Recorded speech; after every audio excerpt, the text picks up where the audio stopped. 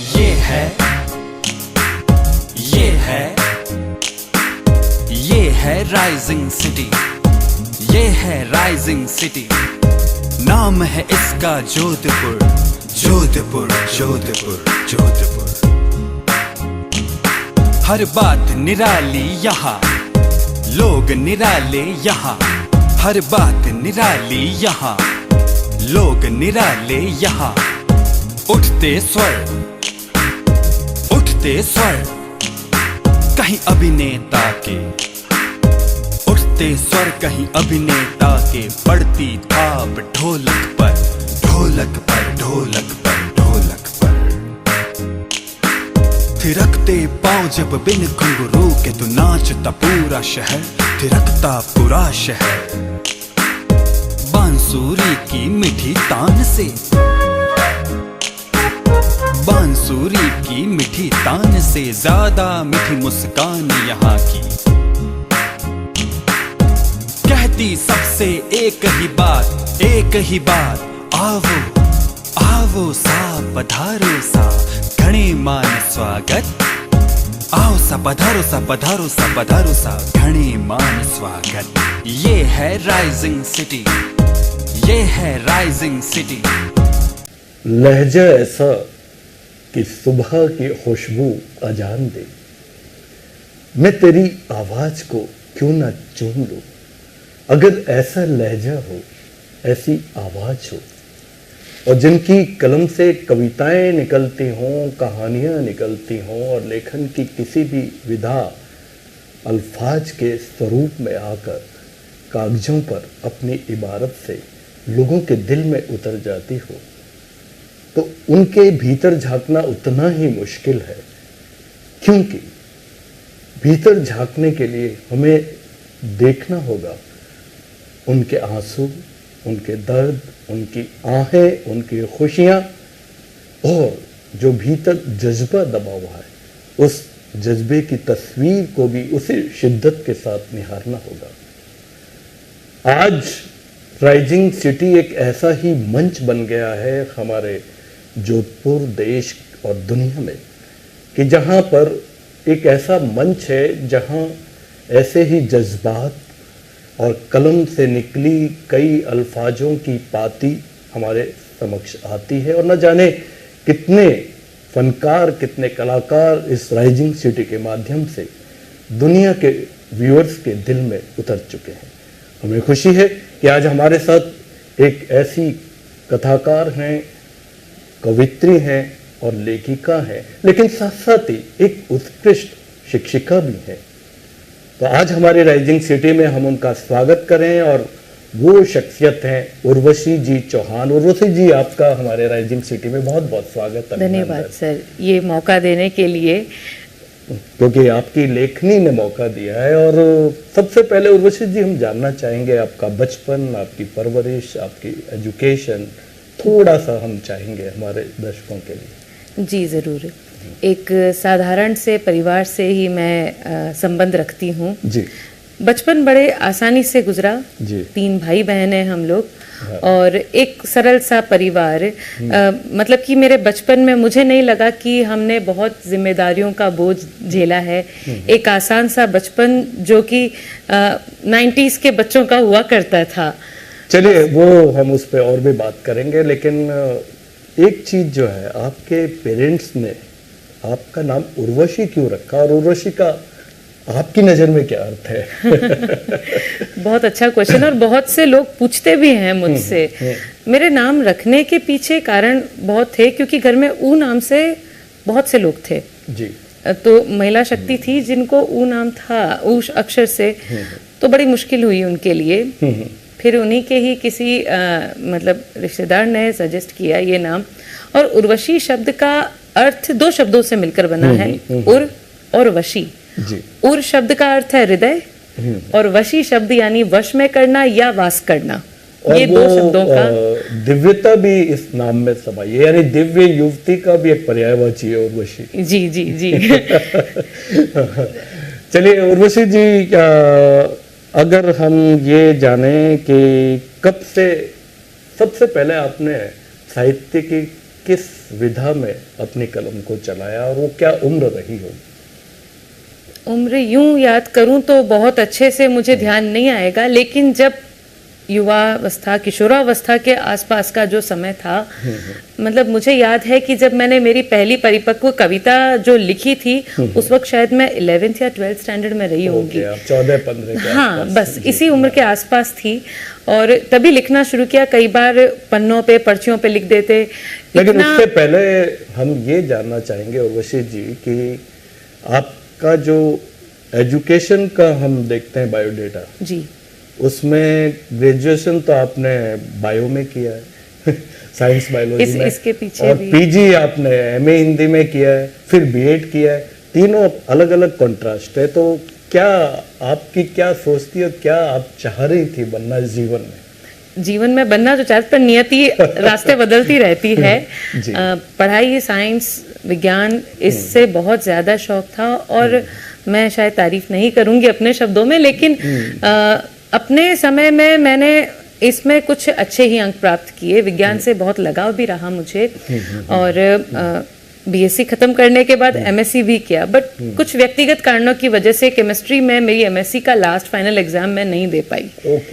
बाकी आप कहे तो अभी भी अगर आज मुझे कोई कह दे कि बायोलॉजी पढ़ा दो, केमिस्ट्री पढ़ा दो, जी, एमएससी मैंने लगभग बस वो लास्ट का एक सेमेस्टर कुछ कारणों से पूरा नहीं हो पाया और वो एक साल जो ड्रॉप आया। आपको एमएससी मानते हैं आज भी कोई केमिस्ट्री पढ़ने को कहता है कोई बच्चा सामने, तो मेरी आंखें चमक जाती हैं कि पुराने दिन याद आ जाते हैं। बायोलॉजी और केमिस्ट्री पढ़ाना मुझे बहुत पसंद है। लिटरेचर से हो गई, फिर हाँ दोस्ती हो गई कविताओं से, फिर साहित्य की तरफ रुझान ऐसे बढ़ा क्योंकि लिखने का शौक था।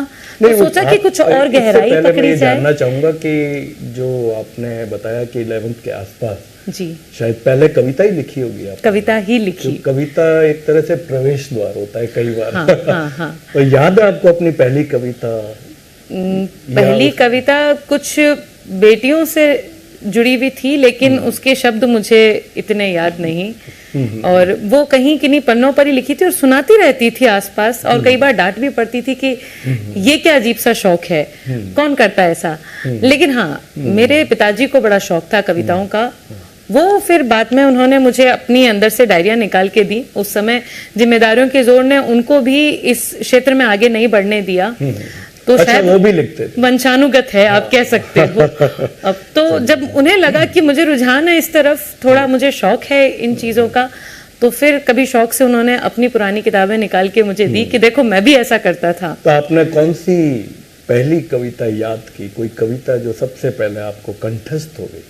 जी, कंठस्थ मेरी कविता जो थी, एक थी जिसमें कि मैंने एक क्यों परिवार में बच्चा जो माँ बाप बेटा होने के लिए मन्नतें करते हैं, बेटियां क्यों नहीं, तो एक बेटी की व्यथा को मैंने उसमें पिरोया था। तो कुछ उसकी पंक्तियां भी ऐसे ही थी। पॉज आ गया है। कोई बात नहीं। अगर जब याद आए तब आप बता देना। चलिए, यहाँ से आपकी कविताओं का सफर शुरू हुआ जी, लेकिन धीरे धीरे आपकी नज़र में या सुनने वालों की या जिन जिन को आपने सुनाया, हो सकता है आपने पिताश्री को भी आपने सुनाई होंगी, तो परिपक्वता की स्थिति कब बनी कि अब हाँ मैं एक कवित्री बन गई? ये समय मुझे लगा इस फेज तक आने में बहुत, क्योंकि बीच में फिर परिवार, गृहस्थी, ये सब संभालते संभालते अपने इस दौर से मैं थोड़ा नीचे उतरती गई। फिर वो वाली बात है कि जब अंदर से जागा कि मैं क्या हूँ या मुझे क्या करना चाहिए, किस खास रास्ते पर चलना चाहिए कि अपनी एक आइडेंटिटी बना सकूं, तो ये आते आते मुझे करीबन 24-25 साल की उम्र मैंने पा ली। तब मुझे लगा कि कविताओं पर और ध्यान देना चाहिए। जो मैंने कहीं बिखरी हुई अपरिपक्व कविताएं लिखी हैं उन्हें पूरा करना चाहिए। शब्दों के साथ अब थोड़ा खेल हो तो ज्यादा अच्छा है। वोकेबलरी सुधारी, उर्दू बहुत अच्छी भाषा है और उसकी तरफ भी मेरा ध्यान आकर्षित हुआ। वैसे इतना उसे नहीं सीख पाई मैं, लेकिन कुछ समय मुझे उसको भी टाइम देने में लगा। कविता में भी अलग अलग कई एस्पेक्ट्स हैं जी, है ना। मुक्त कविता है, एक छंदनुमा छंद कविता है, तुकबंदियाँ गीत हैं। वो है। तो आपका इंटरेस्ट किसमें रहा और आपने या लगभग सभी उसमें दायरे में रह के आपने सभी दायरे में मैंने थोड़ा थोड़ा प्रयास आप को किया अलग है। अलग हाँ, यथार्थवादी हूँ, प्रयोगवादी हूँ। जो देखा वो लिख लिया, जो महसूस किया वो लिख लिया। बस ये है कि कुछ लोग आर्टिकल्स लिख के अपने भाव लिख देते हैं, कुछ कहानियां किस्से बना देते हैं, और मुझे आसान लगता है कविताएं लिख देना। कि मुझे समझना है तो लिखना शुरू करो, अगर मुझे और समझना है तो उन्हीं बातों को कहना शुरू करो। चलिए, उर्वशी जी के दूसरे स्वरूप यानी एक कथाकार की तरफ हम बाद में आएंगे, लेकिन उससे पहले ये जो आपका पहला पुस्तक प्रकाशन हुआ, मन की पाती, हम देख रहे हैं जी। तो यहाँ तक ये सफर कब हुआ और कैसे लगा आपको कि अब मेरा काव्य संकलन आना चाहिए? साथ में कलीग थे, कुछ मेरे बहुत अच्छे मित्र थे, वो हर बार मुझे मोटिवेट करते रहते थे कि इतना अच्छा लिखते हो। मैं कई बार कोटेशंस प्रिपेयर करके स्टेटस में लगाती, आगे से आगे लोगों को स्प्रेड होता और पसंद भी आने लगे थे, और वो मुझे मोटिवेट करते कि क्यों नहीं पब्लिश करो, एक ऑथराइज्ड राइटर क्यों नहीं बन जाते हो। मोटिवेशन मिला अपने दोस्तों से, परिवार से मिला। फिर कोरोना का समय ऐसा था कि जब हम खाली बैठे थे और अचानक से वो होता है ना कि सपना हम बहुत समय से देख रहे थे और रात को उठे, रात पूरी होकर, और सुबह अचानक से किसी ने कह दिया कि क्या आप अपनी पुस्तक को, अपनी कविताओं को नया रूप देना चाहते हो। बस वही कि एक किसी मित्र के जरिए ही मेरे पास एक पब्लिशर का कॉल आया, और शायद वो भी कोरोना समय में इतने फ्री थे कि मुझे समय दे सके, और मेरी उनसे बातचीत हुई। चलिए, मन की पाती, पहले तो मन की पाती, आपका शीर्षक बड़ा अपील करता है जी। मन की पाती। पाती शब्द ही अपने आप में बहुत सारे आयामों को प्रदर्शित करता है जी। और मन यानी मन हमारे मन की बात, मन का आपने पर्सोनिफिकेशन कर दिया, मानवीयकरण मन का। तो ये शीर्षक क्यों रखा? क्या इस नाम से अंदर कविता है? जी। मन की पाती, पाती इट मीन्स चिट्ठी, पत्री। और ये वो चिट्ठी जो मन में दबी हुई है, वो भावनाएं जो मन में है, जिन्हें हम कहीं कह नहीं सके, बस उन्हें हमने अक्षरों में। तो पहले उर्वशी जी, हम आपके स्वरों में कुछ कविताएं सुनना चाहेंगे। जी जरूर। तो मैं अपनी मन की पाती से ही आपको ये कविता सुनाना चाहूंगी कि गौर फरमाइएगा। जी।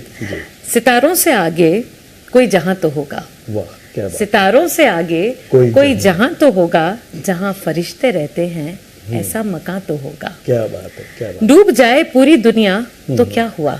जी। जो डूब जाए अगर पूरी दुनिया तो क्या हुआ? प्यार जैसा लफ्ज यहाँ बचा तो होगा। क्या बात है, क्या बात है, बहुत बढ़िया। दौड़ते रास्ते शोर करती महफिलें, दौड़ते रास्ते शोर करती महफिलें, सुकून से निकल जाए कुछ पल, ऐसा समा तो होगा। क्या बात है, बहुत बढ़िया, बहुत। तू मुझे भूल जाए ऐसा हो नहीं सकता। बहुत कि तू मुझे भूल जाए ऐसा हो नहीं सकता। क्या विश्वास। थोड़ा सा प्यार तेरे दिल में दबा तो होगा। क्या बात है, बहुत बढ़िया। जी। चाहो या ना चाहो पर ये सच है कि तुम ये चाहो या ना चाहो पर ये सच है कि जितना लिखा है किस्मत में उतना अता तो होगा। क्या बात है, बहुत बढ़िया, बहुत बढ़िया। भूले से कोई दोस्त बन बैठेगा तुम्हारा, कि भूले से कोई दोस्त बन बैठेगा तुम्हारा, ढूंढ इस दुनिया में कोई ऐसा नादां तो होगा। क्या बात है, बहुत बढ़िया। हमने नाम लिखा था जिस डाली पर, कभी किसी वक्त हमने नाम लिखा था जिस डाली पर, आज भी उसका निशा बाकी तो होगा। ऐसा नहीं कि जहां में प्यार ना हो, क्या बात ऐसा है, नहीं कि जहां में प्यार ना हो, अगर वो भी ना मिले तो खुदा तो होगा। वाह, क्या बात है। चलिए, अगली कविता सुने उससे पहले आपकी एक सखी हमारे साथ जुड़ गई हैं, एडवोकेट श्वेता जी देवड़ा। जी जी। श्वेता जी, आपका बहुत बहुत स्वागत है, और क्या कहना चाहेंगी उर्वशी जी के बारे में? मैं हूँ Shweta Devda, founder of style. Urvashi मेरी प्यारी सी दोस्त, आपके बारे में मेरे पास शब्द नहीं है, फिर भी मैंने कुछ लाइंस लिखी है आपके लिए। उर्वशी एक एंजल जो न जाने कितनी अनकही बातों को समझ जाती है, उन्हें अपनी कविताओं के जरिए समझाती है। इतना आसान नहीं होता भावनाओं को समझना, पर एक एंजल है जो मेरी भावनाओं को समझकर उनको शब्दों में पिरो देती है। हमेशा सोचा करती थी कि कुछ किससे कहूँ, लेकिन पर किससे कहूँ ये नहीं समझ आता था। तब तेरी याद आई उर्वशी, क्योंकि हमेशा तू ही मेरे मन को समझ पाई। Thank you for understanding me. Love your course, love your voice. Thank you. Thank you Shweta ji. अच्छा उर्वशी जी, हम चाहेंगे कि इससे एक आध कविता आप हमें और सुनाएं, फिर मन की पाती के बारे में ओवरऑल हम सुनना चाहेंगे। जी। स्त्री व्यथा है जी। कुछ इस तरीके से कि मैं स्त्री हूँ, मैं स्त्री हूँ, हंसती हूँ, हंसाती हूँ, अदब से मुस्कुराती हूँ। क्या बात है। कि मैं स्त्री हूँ, हंसती हूँ, हंसाती हूँ, अदब से मुस्कुराती हूँ, छुप के छुपा के अकेले में रोआती हूँ, छुप के छुपा के अकेले में रोआती हूँ, हजार उलझनों की सुलझन हूँ, मैं स्त्री हूँ। बेटी हूँ, माँ हूँ, बहन हूँ और भारिया हूँ, बेटी हूँ, माँ हूँ, बहन हूँ और भारिया हूँ, कोमल चंचल काया हूँ, चाहे आंखों से ओझल हूँ, मैं हूँ हर जगह हूँ, मैं स्त्री हूँ। बहुत बढ़िया। अम्मा की कड़वी दवाई हूँ, सर्दी में गर्म रजाई हूँ, जो पहन रखा है कुर्ता तूने उसकी पक्की तुरपाई हूँ। बहुत बढ़िया। कि मैं स्त्री हूँ, माथे का सिंदूर हूँ, रोली चंदन टीका हूँ, जीने का सलीका हूँ, माथे का सिंदूर हूँ, रोली चंदन टीका हूँ, जीने का सलीका हूँ, बच्चों की किलकारी हूँ, फूलों की फुलवारी हूँ, किताब का पहला पन्ना हूँ, आरज़ू हूँ, तमन्ना हूँ, मैं स्त्री हूँ। बहुत बढ़िया। पूरी हूँ फिर भी अधूरी हूँ, पूरी हूँ फिर भी अधूरी हूँ, जरूरत हूँ, मजबूरी हूँ, जीवन की पहली आस हूँ, सबके मन की अरदास हूँ, दुर्गा लक्ष्मी काली हूँ, फिर भी ढूंढती रखवाली हूँ। बहुत अच्छे, बहुत अच्छे। मैं स्त्री हूँ, मैं स्त्री हूँ। तो आपने मतलब कविताओं को हर जज्बात में, हर भावना में बांधा है, चाहे वो एक इंसानियत के कैनवास पे हो, दर्द के कैनवास पर हो, अलग अलग रिश्तों के कैनवास पर हो, बहुत सारे आपने एक साथ समेटे हैं चीज़ों को। मन की पाती जब तक पहुंची तब तक इसमें कितनी कविताएं होंगी आपके संकलन में?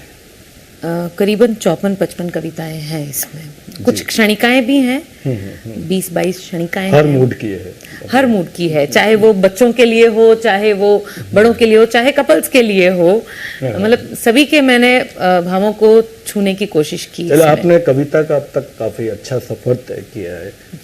आपकी नजर में कविता की क्या परिभाषा हो सकती है? मतलब आप कविता को उर्वशी की नजर में? मैं मानती हूँ कि कविता जो है वो मन के आवेग हैं, जिन लहरों की तरह वो उठते उछलते हैं, जैसे लहरें चलती, या फिर जैसे चांद घटता बढ़ता रहता है, बस वो आवेग हैं। जब आ जाए, मतलब मेरे लिए तो कविताएं ऐसी है कि रसोई घर में अगर मैं काम कर रही हूँ और मन में कोई विचार आया है, वो खटखटा कर नहीं आता, वो बेपाक बेशरम कभी भी कैसे भी मुंह उठा के आ जाता, और वो विचार मुझे कहीं ना कहीं तो चाहे वो आटे और तेल के सने हाथों से भी लिखना हो, लिखना होता है। तो मेरे लिए कविताएं कभी भी आ जाती हैं। आपको क्या पता, मेरा अगला सवाल यही होगा। अच्छा। जिसका जवाब आपने मैंने पहले ही दे दिया। मैं ये पूछना चाह रहा था आपसे कि कविता भी एक तरह से या कोई भी लेखन हो, कविता हो, कथा हो, कोई भी हो, उसकी एक प्रसव वेदना होती है जी हमें, लेकिन कई बार वो भाव आ जाते हैं, प्लॉट आ जाता है और उस समय हमको लिख नहीं पाते हैं या कोई परिस्थितियाँ ऐसी हो जाती हैं। तो जनरली क्या रहता है आपका रचनात्मकता, रचना कर्म के प्रति? आपने जो बात कही वो दिल को छूने वाली है कि सच में कुछ आवेग जो हैं उस समय हमारे परिस्थितियां नहीं होती कि हम लिख पाएं, और न जाने कितनी बातें बिना लिखे रह गई, वो वापस से भाव मन में आते ही नहीं है। कई बार गाड़ी चलाते चलाते भी दिमाग में 4 लाइनें घूमती रहती हैं, और कई बार सोचती हूँ कि वो 4 रट के रखूं कि क्या पता कहीं जहाँ ब्रेक लगाऊं अब थोड़ा आसान समय हो गया कि फोन रहता है कई बार साथ में और हम फिर भी टाइप कर लेते हैं, लेकिन नहीं कर पाते। कई जगह चीजें अधूरी की अधूरी रह जाती हैं, अपरिपक्व रह जाती हैं, तो ये तो समस्या करती हैं। लगता है कि और लिख पाते या और कुछ अलग तरीके से उन भावों को व्यक्त कर पाते। कोई भी कविता आपके मन में जन्म लेती है तो उसके लिए क्या ये जरूरी है कोई माहौल हो या कोई थॉट हो या कोई चीज आपको हर्ट करती है या कभी कभी कोई चीज आपको प्रभावित करती है, दोनों बातें उसके मतलब हम ये जानना चाहेंगे इसके परिपार्श्व में आखिर है क्या। कविताएं लिखने के लिए जैसे सब लोग कहते हैं कि शांत माहौल की जरूरत होती है, तो वो तो पहली नीड है ही। लेकिन जो चीजें हर्ट करती हैं वो ये कि कई बार आसपास का माहौल हम देखते हैं, कुछ भावनाएं ऐसी होती हैं जो कि मन में है लेकिन पन्नों पर नहीं उतार सकते। और अच्छा, ये चीजें आप भी शायद लिखते हैं बहुत अच्छा और महसूस करते होंगे कि कई बार लोग चलते फिरते आकर कह जाते हैं कि मेरे लिए ये 4 लाइनें लिख दीजिए, इस विषय पर लिख दीजिए। तो हर बार वैसे भाव नहीं आते, मतलब फोर्सफुली अगर कविताएं लिखने को किसी को कहा जाए तो ये कार्य नहीं किया जा सकता। और हमारे आसपास जब लिखना हम सीख चुके हैं या हमें थोड़ा ध्यान आने लग गया इसमें, दूसरा एक तो सरलता भी आजकल आ गई है, वही मोबाइल इतनी सरलता है, हम टाइप कर सकते हैं, जितनी कलम नहीं कर सकती। हाँ, बोल के रिकॉर्ड करके रख लिया कुछ देर के लिए, तो ये चीजें प्रभावित करती हैं। और हाँ, ये बात जरूर मैं कहूंगी कि कभी भी नहीं लिखा जा सकता कविताएं जो फोर्सफुली कही जाए कि आप इस विषय पर लिख दीजिए या ये सही कर दीजिए, नहीं। ये चाहे अब मैं कहूँ कि कभी मुंशी प्रेमचंद ने भी कुछ कहानियां लिखी होंगी तो वो उनके परिप्रेक्ष्य से होंगी, बिल्कुल। कभी महादेवी वर्मा ने लिखी होंगी तो वो उनके, अगर हम उसमें बदलाव नहीं कर सकते। ये हर कवि का, हर लेखक का अपना दायरा, अपनी सोच होती है। चलिए, आपके एक और मित्र हमारे साथ जुड़ गए हैं, चंद्र प्रकाश जी चौहान RACS हैं। चौहान साहब, आपका बहुत बहुत स्वागत है। और उर्वशी जी हमारे साथ हैं और हम समझते हैं आपने उनकी लेखनी को करीब से देखा है, क्या कहना चाहेंगे आप? नमस्ते। उर्वशी चौहान जो कि हिंदी भाषा की उभरती कवयित्री हैं, फॉर्चुनेटली और फैमिली मेम्बर टू। अपनी कविताओं में ये नेचर, सोसाइटी एंड इस प्रेजेंट सिनेरियो, स्पेशली महिलाओं के जो भाव होते हैं उनसे और उनके इंटरकनेक्शन पे बहुत अच्छा लिखती हैं। इनकी 2 कविताएं मन की पाकी और झरखें बहुत ही सुंदर और कनेक्टिंग हैं। और इसके साथ ही हम विश करते हैं इनको कि बेटर फ्यूचर के लिए और more contribution in Hindi literature and poems. Thank you. नमस्कार आप सभी को। ये जो शख्सियत आपके सामने बैठी है उर्वशी जी चौहान, ये हमारी one of the family member है। यह देख के बहुत खुशी होती है कि हमारी फैमिली मेम्बर आज इस मुकाम पर है। और ये खुशी और भी दोगुनी हो जाती है जब ये पता चलता है कि ये फैमिली मेम्बर एक महिला है, जो कि आज के लिए सबसे बड़ी बात है।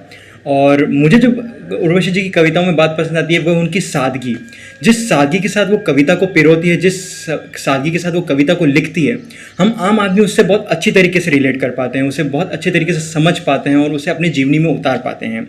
तो मैं उर्वशी जी को इसी तरह शुभकामनाएं देना चाहूँगा उनकी फ्यूचर की किताब के लिए, और इसी सादगी के साथ वो हमारे लिए और कविताएं लिखते रहे, हमें इसी तरह एंटरटेन करती रहे और हमें कई बार मोटिवेट भी करते रहे अपनी कविताओं के साथ। धन्यवाद। Thank you sir, thank you. Urvashi ji, एक सवाल जो बनता ही है, बीइंग ए लड़की, बीइंग ए महिला, कभी कभी हमारी जो ये लेखन है या और भी कई एक्टिविटीज होती हैं, उसमें एक परिस्थितियों की बेड़ियां तो होती हैं। हो सकता है आपके पिताश्री ने सपोर्ट किया है, फादर ने सपोर्ट किया है, फैमिली ने और भी सपोर्ट किया होगा, कुछ ने विरोध भी किया होगा जरूर। फिर दूसरा एक परिवार आता है ससुराल का। आप अपनी लेखनी को, अपने भावनाओं को इन सब अवरोधों से पार पाके कैसे उतार पाती हैं? या अवरोध है ही नहीं, सब जगह एक सा ही सपोर्ट है? नहीं सर, ये तो आप समझते हैं, ये आपकी ईमानदारी है। नहीं, ये बात सही है कि अवरोध कहाँ नहीं होते, अवरोध हर क्षेत्र में है। बिल्कुल। और हमारे बात साथ भी जब है, हमारे साथ पर बात जब स्त्रियों की हो तो अवरोध थोड़े, बेड़ियां थोड़ी और कस के बांध दी जाती हैं। तो अपना स्थान बनाने के लिए मुझे समय लगा, लेकिन इस बात के लिए मैं कहूंगी कि जीवन साथी का मुझे बहुत सहयोग मिला इसमें। लेकिन ये कहते हुए भी मुझे आश्चर्य नहीं होगा कि उन्हें कविताओं और लेखन से कुछ लेना देना नहीं है, उन्हें बिल्कुल शौक नहीं है। ये मतलब एक वो होता है ना कि जिन इंसानों, हर किसी को हम बैठकर, एक कवि को चाहिए एक अच्छा श्रोता, तो आज वो सुन रहे होंगे ना, बहुत तो अच्छी बात है। लेकिन इसके लिए आपके लिए पर्सनल सेलिब्रेशन कर देंगे वो। सेलिब्रेशन ही होगा, उनकी लेकिन तारीफ जारी है। उनकी, पर हाँ, मैंने कभी, जैसे लोग कहते हैं कि बैठ के कभी आराम से तुमने तो कविताएं सुनाई होंगी, लोग बैठ के मेरी कविताएं सुनते हैं, लेकिन ऐसा कभी मेरे साथ घर में नहीं हुआ।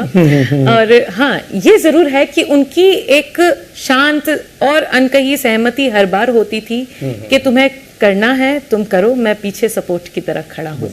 बस वही एक काफी है मेरे लिए, और हर बार यही चीज मिलती रहती है। तो कविताएं लिखते लिखते आपका झुकाव कहानी की तरफ कैसे हुआ, और वो क्या घटना रही कि आपने पहली कहानी लिखी, या वो सफर वहां तक कैसे पहुंचा? देखो, लालची मन है। अगर हमने मतलब एक चीज में कुछ तारीफें बटोरनी शुरू कर दिया, हमें लगा कि इसमें तो अब पकड़ आ गई है, तो क्यों ना दूसरे पर भी काम किया जाए। और साहित्य तो इतना बड़ा है, एक ना कहीं टैलेंट तो होता ही है मन में। खाली चाहने से मैं ये चाहूं कि मैं क्रिकेट खेल लूं, मैं नहीं खेल सकते, बात सही है। लेकिन नहीं, कविताओं से कहानियों की तरफ झुकाव बढ़ा मेरा धीरे धीरे। आसपास होने वाले किस्से कहानियों को देखकर कई बार कुछ मार्मिक ऐसे घटनाएं घटी, कुछ किस्से सुने, और उसको देखकर मुझे लगा कि इनको शब्दों में ढालना चाहिए। तो पहले आपने लघु कथाएं लिखी या कुछ बड़ी लिखी? नहीं, लघु कथाओं पर ही कार्य कर रही हूँ। आगे इच्छा जरूर है मेरी कि मैं उपन्यास तक जाऊं, लेकिन अभी उसके लिए अपरिपक्व हूँ। सही कहती हूँ ये भी मैं। अभी कहानियों के दौर पर कार्य किया जा रहा है। काफी अच्छा कर लिया आपने कहानियों पे अभी तक, कहानियों पे वक्त, और अब तो मैं सफर चल रहा है। और अब ये 2 जो संग्रह मेरे कविताओं के आए हैं, आगे मेरी इच्छा है कि अब कहानियों का संग्रह। आजकल तो जिससे मिलती हूँ कहती हूँ किससे आप सुनाइए, कहानियां मेरी होगी। तो लोगों से किससे सुनती रहती हूँ। चलिए, आपका एक और प्रकाशन आ गया हाथ में, छप के, हालांकि वो उसका लोकार्पण होना बाकी है जी। पर हम भी तो लालची हैं आपकी तरह। हम भी चाहेंगे कि हम सुन लें उसमें। चैनल बहुत अच्छा प्लेटफॉर्म है इस चीज के लिए कि ये पहला ही इसका स्क्रीन आउट किया जाए। जी जी। झरोखे मन के। अच्छा, इसका जो शीर्षक है वो झरोखे मन के जी। आपने तो दोनों नाम ऐसे रखे हैं कि बहुत ज्यादा उस पे मंथन करने की जरूरत नहीं, कुछ ना कुछ रिफ्लेक्ट हो जाएंगे। नाम के साथ ही आपको पता लगेगा। झरोखे अपने आप में वो हैं कि वो पहला मन की पाती, जिसमें भी मन ही है हमारा, फिर आपने झरोखे अब संभाले हैं। झरोखे एक तरीके से वो नाम मुझे इसलिए ध्यान में आया कि इसमें बहुत सी कविताएं वैसी हैं जो कि ऐसे भाव हैं जो सच में मन में तालों में कैद हैं, जिनको कभी हमने उड़ाए नहीं। वो मतलब पिंजरे में बंधे हुए भाव हैं जो कि अगर थोड़ा सा दरवाजा खड़खड़ाए उन खिड़कियों का, उन झरोखों का, तो वो स्वच्छंद आसमान में उड़ जाएं। तो बस वो उड़ने के लिए जो शब्द हैं वो इन झरोखों में है। तो ये जो पहला आपका प्रकाशन था, मन की पाती, उस प्रकाशन में और झरोके तक पहुंचने में कितना वक्त लगा? करीबन 3.5 साल, 4 साल। और मुझे लगता है कि मैंने बहुत ज्यादा समय लिया शायद। नहीं, ये जरूरी नहीं है। जल्दी लिखना और एक क्वालिटेटिव लिखना, उसमें फर्क है। या हमें लगता है कि अब आना चाहिए और हाँ, नहीं समय लगा भी, क्योंकि जो गलतियां उसमें किया, जो कमियां पहले प्रकाशन में रही, लगा कि और कुछ उसमें बदलाव होने चाहिए, उन सबको कंपाइल करते करते इतना समय लग गया। बात है कि अपनी कमियों पे पहले नजर डाली जाए, कम देखा जाता है जी। चलिए, अब झरोखे मन के में से कुछ सुनाइए हमें। जी जरूर। चलिए, एक वर्ड पजल की तरह है कुछ जी, छोटी सी कविता सुनाइए। कि इल्जाम था हम पर जी कि तुम्हें वक्त ही नहीं मिलता। क्या बात। इल्जाम था हम पर कि तुम्हें वक्त ही नहीं मिलता, 2 बात करने का, मुलाकात करने का, क्या बात। जरा सा झगड़ने का और फिर मनाने का। बहुत बढ़िया। कि इल्जाम था हम पर कि तुम्हें वक्त ही नहीं मिलता दो बात करने का, मुलाकात करने का, जरा सा झगड़ लेने का और फिर मनाने का। आसान सा जवाब था, हमने भी कह दिया, बर्फ की तरह पिघल जाता है। क्या बात। आसान सा जवाब था, हमने भी कह दिया, बर्फ की तरह पिघल जाता है। कमबख्त वक्त है, नौकरी में निकल जाता है। क्या बात। कमबख्त वक्त है, नौकरी में निकल जाता है। इसी के साथ एक पहले मैं ये कहना चाहूंगा कि आपने अपनी कविताओं में बहुत साधारण से आसपास बिखरे हुए परिवेश को, छोटी छोटी बातों को, रूटीन की बातों को और जीवन में कई बार जो बातें लोग अनदेखी कर देते हैं, आपने उसको कितनी आसानी से अपनी कविताओं में पिरो दिया है, जो सीधे अपील करती हैं। ये सब कैसे आप कर पा रही हैं? देखो, भारी भरकम शब्दों से खेलना मुझे कभी नहीं आया। आसान से शब्द, और जो अगर आपने कह दिया कि रविवार बहुत भारी दिन निकल जाता है, शनिवार बड़ा पसंद आता है, तो मुझे लगा कि क्यों ना शनिवार पर लिख दिया जाए, क्योंकि लोगों को रविवार से ज्यादा शनिवार पसंद आ रहा है। कुछ कहते हैं कि चाय बड़ी अच्छी लगती है, तो क्यों ना चाय पर लिख दिया जाए। तो मतलब जो लोगों की पहली ख्वाहिश या पहले मुख से निकले हुए खुश कर देने वाले शब्द, वो मुझे पहले अट्रैक्ट करते हैं, और वो शब्द मुझे लिखने के लिए अपने आप की तरफ खींचते हैं, आकर्षित करते हैं, और ऐसे ही आसान कविताएं बनती चली गई। चलिए एक और कविता सुनाइए। एक कविता मैं आपको सुनाती हूँ जी, जिसको मैंने नाम दिया है परिभाषा। जी। और ये एक 15 साल की आसपास होने वाली बच्ची की व्यथा है, जो कि किशोरावस्था में आई और समाज के नजरिए से उसको देखता है। जी। इसको लिखते वक्त मेरे ध्यान में वैसी बच्चियां या थी कि परिवेश उसको क्या कहता है और क्या समझाता है। कि वो कहते हैं कि अरे जोर से मत हंसा करो, अरे जोर से मत हंसा करो, ये अदब नहीं है तुम्हारी, शालीनता का गहना पहनो, अब इतनी बेपरवाह उम्र नहीं है तुम्हारी, जरा वक्त पर घर आ जाना, अंधेरे से दोस्ती अच्छी नहीं, जरा वक्त पर घर आ जाना, अंधेरे से दोस्ती अच्छी नहीं, सूरज ढलने का इंतजार मत किया करो, अब तुम इतनी भी बच्ची नहीं। अरे वाह, छोटी छोटी बातों को आपने तो ऐसा बालों को कैंची मत लगाया करो, बालों को कैंची मत लगाया करो, इन्हीं से तो सुंदरता बढ़ती है, छोटे बालों वाली लड़कियों के तो सिर पर फैशन चढ़ती है। ये हम सुनते हैं, ये समाज, ये आसपास का परिवेश इस तरह की बातें कहता है। कपड़ों का लहजा बदलो, ये लापरवाही ठीक नहीं, लिबास और लहजे में इतनी भी ढिलाई ठीक नहीं, क्या बात। वजन का पूरा ध्यान रखना, उम्र यही है। देखो, वजन का पूरा ध्यान रखना, कहीं बढ़ ना जाए, गोरे होने के जतन करते रहना, कहीं रंग पक्का ना हो जाए, शादी में दिक्कत होगी। यही उम्र होती है जब इन सब बातों पर ध्यान दिया जाता है। अब बड़ी हो गई हो, लड़कों से क्यों बातें करती हो, इतनी बड़ी हो गई हो, लड़कों से क्यों बातें करती हो, अरे इतनी बड़ी हो गई हो, अंधेरे से क्यों डरती हो, खुलकर अपने विचार रखने का अधिकार नहीं है तुम्हें। क्या बात है। देखो, दूसरों के घर जाना है, जरा सी भी परवाह नहीं है तुम्हें। क्या 15-16 की होते होते इतनी बदल जाऊं मैं, कल तक आजाद उड़ रही थी, अब पिंजरे में कैद हो जाऊं मैं। अब वो लड़की कह रही है कि 15-16 की होते होते इतनी बदल जाऊं मैं, अब तक आजाद उड़ रही थी, क्या बेड़ियों में बंद जाऊं मैं। लड़की होने की परिभाषा समाज ने मुझे ऐसे ही सिखलाई, लड़की होने की परिभाषा सबने मुझे ऐसे ही सिखलाई, जो तोड़े इन नियमों को वो लड़की कैसे कहलाई, जो तोड़े इन नियमों को वो लड़की कैसे कहलाई। चलिए, आपकी रचनात्मकता के बारे में और आगे बढ़ेंगे, लेकिन उससे पहले हमारे साथ एक बहुत डायनेमिक पर्सन जुड़ गए हैं, जो साहित्यकार भी हैं, कवि भी हैं, कथाकार भी हैं, रंगकर्मी भी हैं, लेखक भी हैं, निर्देशक भी हैं, बॉलीवुड के अभिनेता भी रहे हैं, और बहुत सारे विधाओं में बहुत मिस्टर परफेक्शनिस्ट की तरह काम कर रहे हैं। मेरे पथ प्रदर्शक भी हैं ये। बिल्कुल, प्रमोद जी वैष्णव हमारे साथ जुड़ गए। प्रमोद जी, आपका बहुत बहुत स्वागत है। नमस्कार। हमारे समाज से जहाँ एक और संवेदनाएं पूरी ख़त्म होती जा रही है, ऐसे में कविता लिखना बहुत मुश्किल काम हो गया है। पर उसी मुश्किल काम को बहुत ही सरल शब्दों में अगर कोई कागज़ पर उकेर रहा है तो वह है उर्वशी चौहान। अपने आसपास की चीज़ों को, घर परिवार, बच्चे, अपने स्कूल जहाँ वो टीचर हैं, उन सारी परिस्थितियों को इतने सरल शब्दों में जब वो उतारती हैं तो सुनने वालों को ऐसा लगता है कि ये तो मेरी अपनी बात है।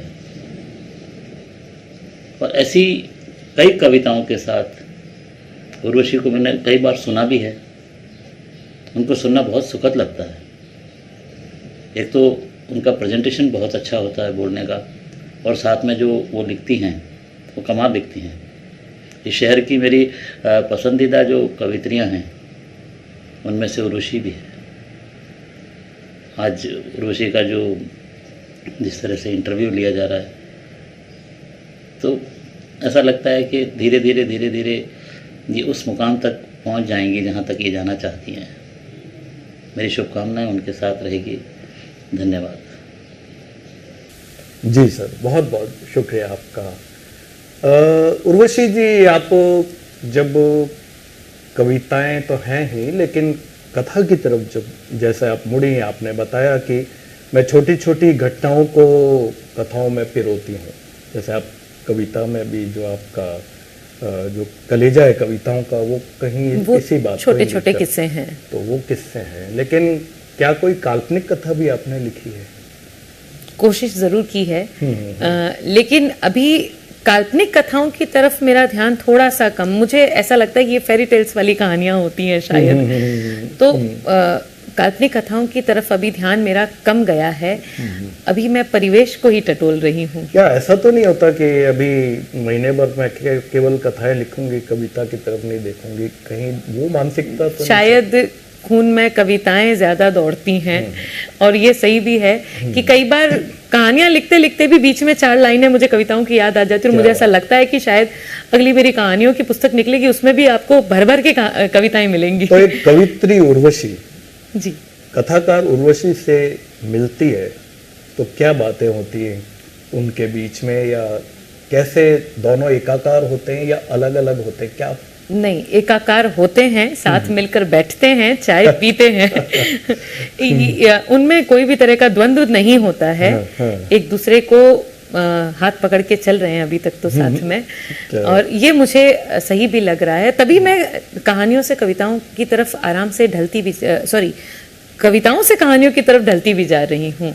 और कई लोग कहते हैं कि ये जो लेखक हैं, कवि हैं, कथाकार हैं, इन्होंने अपना एक इमेजिनरी वर्ल्ड बना रखा है, काल्पनिक लोग, जबकि आप और हम जानते हैं कि ऐसा नहीं होता है। फिर भी एक नैरेटिव समाज में फैला हुआ है। आप क्या कहना चाहेंगे? है इसके लिए तो आप सबसे अच्छा उदाहरण दूं मैं कि अगर कोई मैंने कविता लिखी या कहीं कोई कोटेशन लिखा और मैंने उसे स्प्रेड किया, लाइक अपने दोस्तों में उसे शेयर किया, तो कई बार उन कविताओं को पढ़ के मेरे पास रिप्लाई आते, क्या बात है आज मन उदास है, या क्या बात है आज कुछ हो गया है। यानी कि वो मेरी कविताओं को मुझसे पर्सनली रिलेट करते हैं, जबकि ऐसा कुछ होता नहीं है। हम परिवेश को देखकर लिख लेते हैं। मैं कई लोगों से ये पूछ चुका हूँ और आपने अच्छा हुआ ये बात कह दी है जी। कभी कभी जैसे हम कोई रोमांटिक कविता लिख रहे हैं, हाँ, या समझ लीजिए कि किसी प्यार का वर्णन कर रहे हैं, हाँ, तो हमारे आसपास के लोग जोड़ लेंगे कि क्या बात है आजकल, हाँ, आजकल कहाँ कुछ चल रहा है। जी जी तो जी,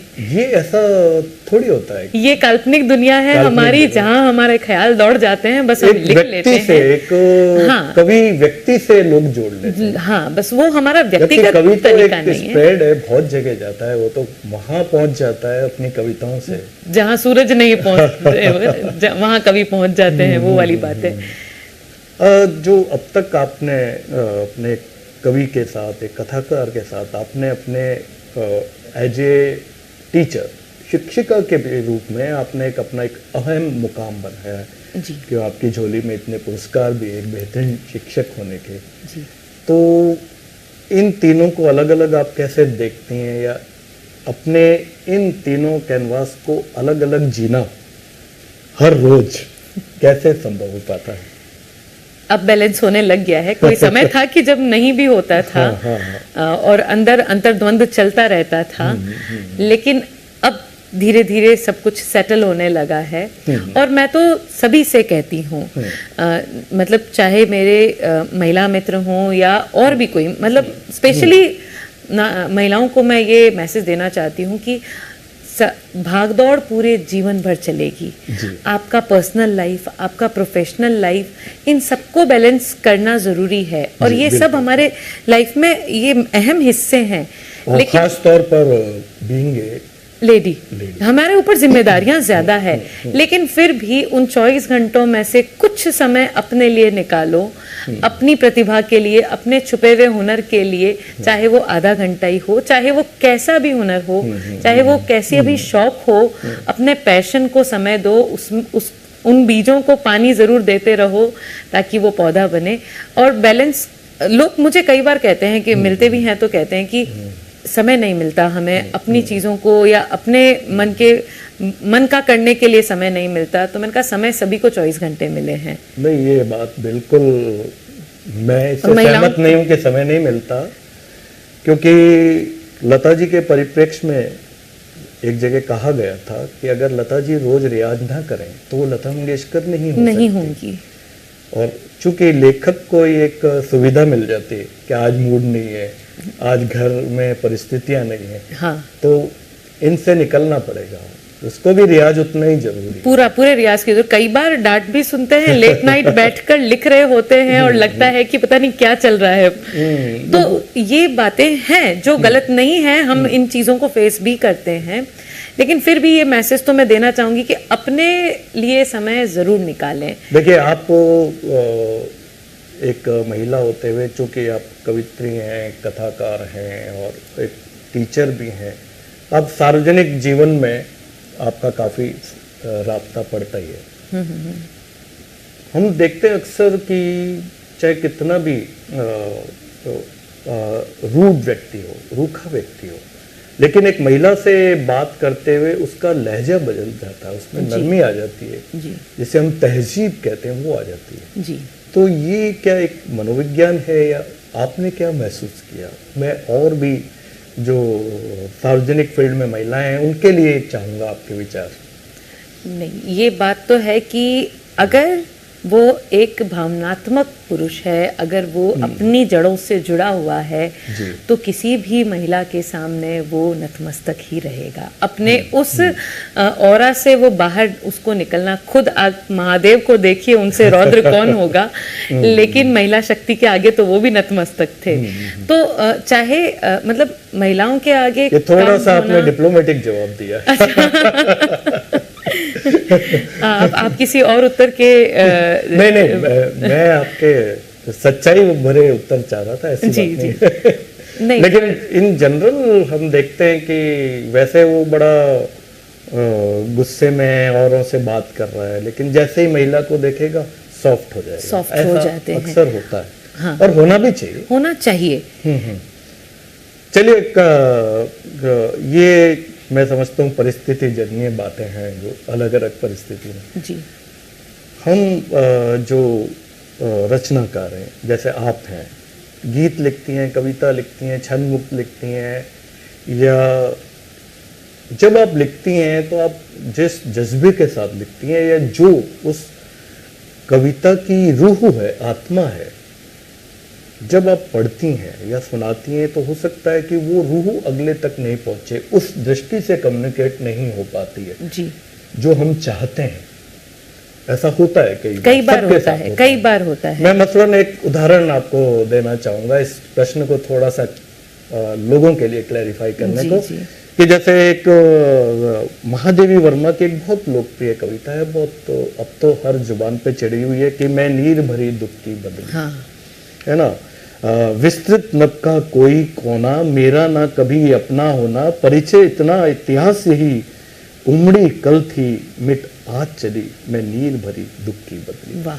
लेकिन जब उन्होंने ये लिखी होगी तो क्या उस तरह से थोड़ी कम्युनिकेट हो पाएगी, क्योंकि इसमें कई उपमान हैं, कई बहुत गहराई वाली भावना है, लेकिन आज वो होती है। लेकिन जब हम देखते हैं हमारी वो बात नहीं पहुंच पाई है, तो कैसा लगता है, या उसके कम्युनिकेशन में हम क्या और उसको स्वरूप दूसरा दे पाते हैं?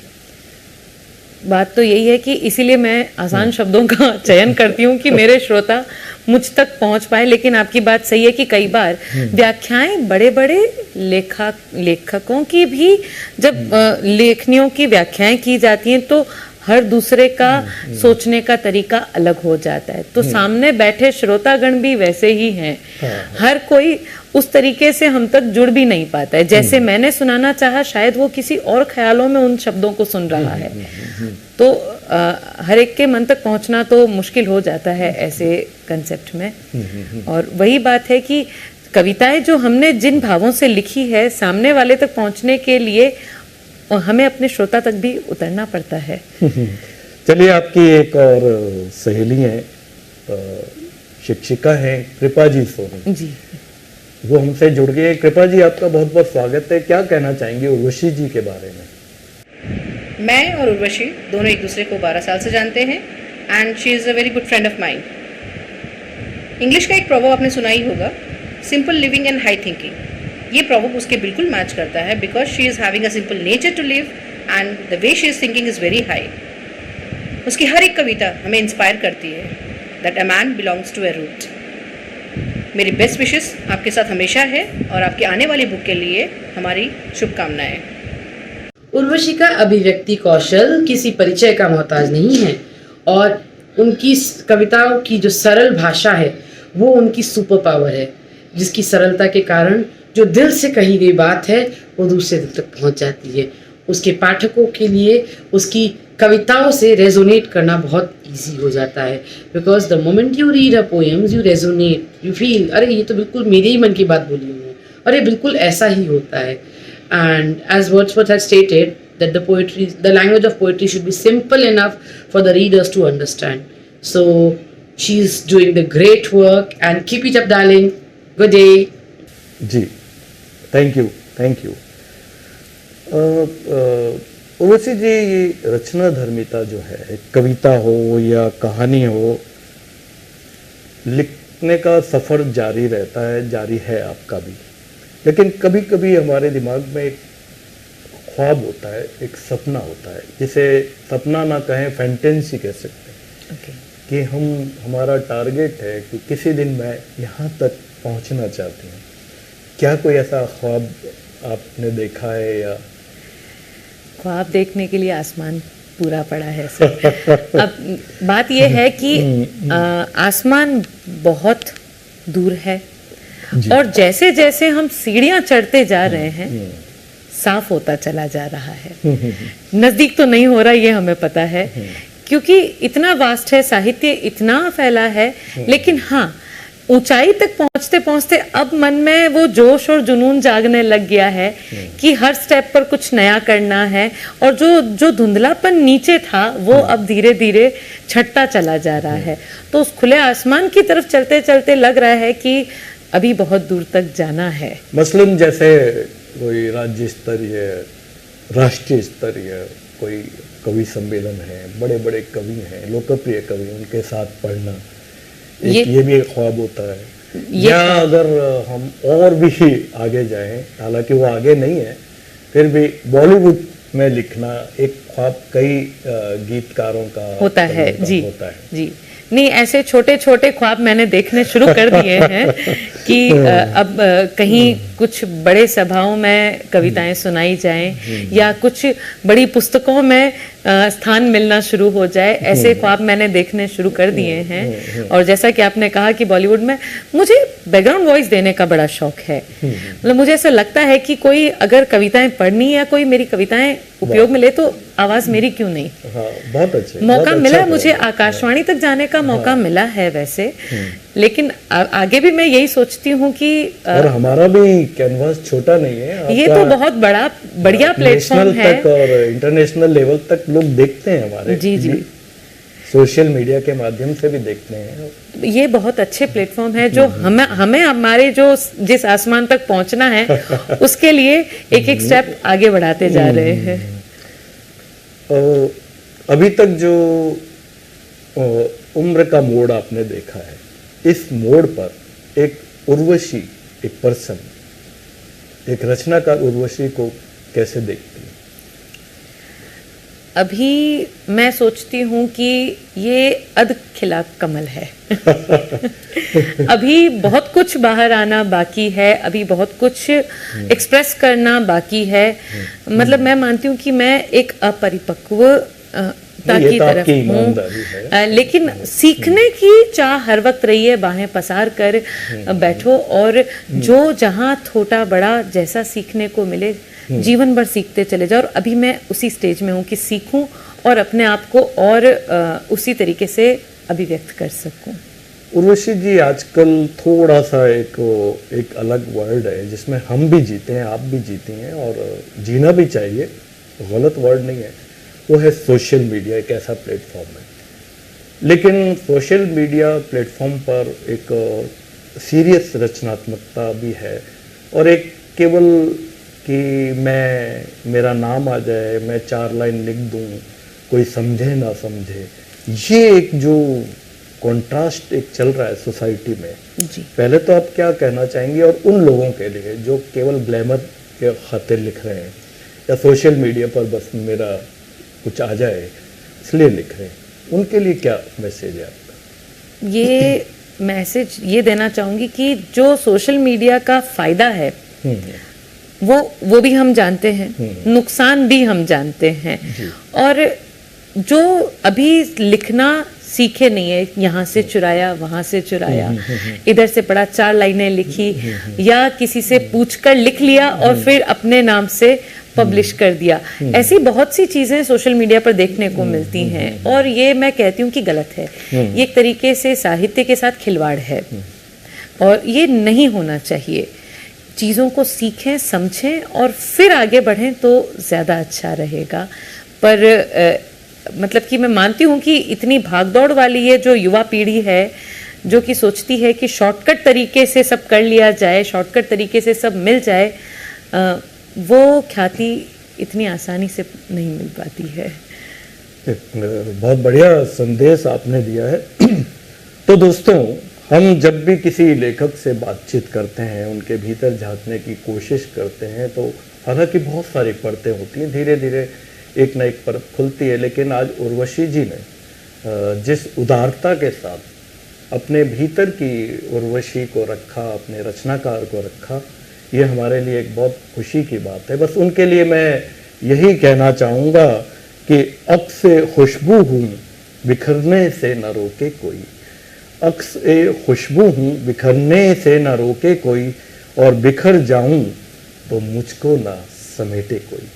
उर्वशी जी, आपका बहुत बहुत शुक्रिया कि आप राइजिंग सिटी में आई और हमारे व्यूअर्स के साथ इतने खुले तरीके से आपने बात की, अपने मन की बात की, अपनी रचनात्मकता पे बात की। और हम इस राइजिंग सिटी के माध्यम से ये दुआएं करेंगे, ऊपर वाले से प्रार्थना करेंगे कि आपका सपना पूरा हो और आप और इसी तरह आगे बढ़ते रहें। बहुत बहुत शुक्रिया 24 न्यूज़ चैनल की तरफ से, राइजिंग सिटी की तरफ से। धन्यवाद सर, धन्यवाद। Thank you. मान स्वागत, आओ सा पधारो सा पधारो सा पधारो सा, घणे मान स्वागत। ये है राइजिंग सिटी, ये है राइजिंग सिटी।